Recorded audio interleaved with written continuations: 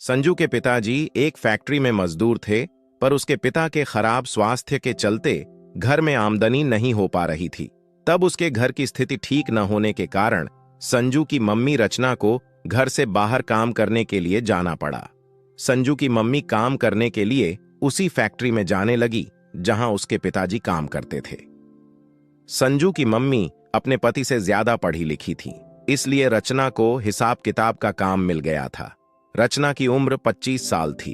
रचना देखने में काफी खूबसूरत थी। रचना को उस फैक्ट्री में काम करते अभी 3 महीने ही हुए थे। रचना जिस जगह काम करती थी वह बंगला बहुत बड़ा था, जिससे वह ऑफिस का सारा काम करते थे और वहां पर सभी भाइयों को मेंटेन करके रखती थी।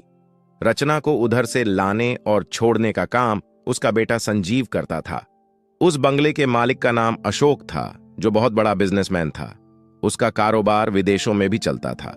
एक दिन अशोक को मीटिंग के लिए दिल्ली जाना था। उसने रचना को भी मीटिंग में 7 जनों का। तब रचना ने कहा कि मैं अपने पति से पूछकर बताती हूं। तब अशोक ने कहा, ठीक है, तुम फोन पर पूछकर मुझे जल्दी से बता दो। जब रचना ने अपने पति से फोन पर बात की तो उसने रचना को अशोक के साथ दिल्ली जाने के लिए हां कह दिया। फिर कुछ देर बाद प्रेस ने अपने बॉस के साथ दिल्ली चली गई रचना के पास मीटिंग। जाने के लिए अच्छे कपड़े नहीं थे, जिसका इंतजाम उसके बॉस ने कर दिया। नए कपड़े मिलने की खुशी में रचना को भी कहीं ना कहीं लालच आ गया था। अब रचना अपने बॉस के साथ दिल्ली मीटिंग में चली गई और अगले दिन वापस आ गई। उसके बाद तो रचना कई बार कपड़े बदलकर घर आने लगी। वह जिस कपड़े में ऑफिस जाती और दूसरे कपड़े में वापस आती थी।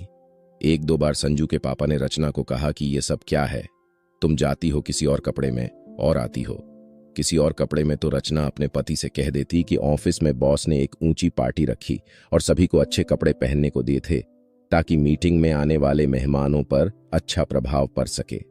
रचना का पति यह सुनकर कुछ नहीं कहता था। आजकल रचना काफी ज्यादा खुश नजर आने लगी थी।